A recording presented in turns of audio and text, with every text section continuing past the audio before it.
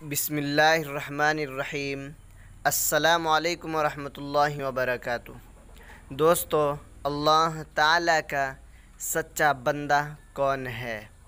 رسول اللہ صلی اللہ علیہ وسلم نے ارشاد فرمایا، حضرت ابو ہریرہ رضی اللہ تعالی عنہ فرماتے ہیں کہ رسول اللہ صلی اللہ علیہ وسلم نے ارشاد فرمایا ہے کہ آدمی جب لوگوں کے سامنے نماز اچھی طرح سے ادا کرے اور تنہائی میں بھی اچھی طرح سے ادا کرے تو اللہ تعالیٰ فرماتے ہیں یہ میرا بندہ سچا ہے۔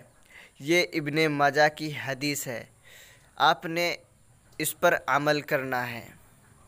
السلام علیکم ورحمۃ اللہ وبرکاتہ۔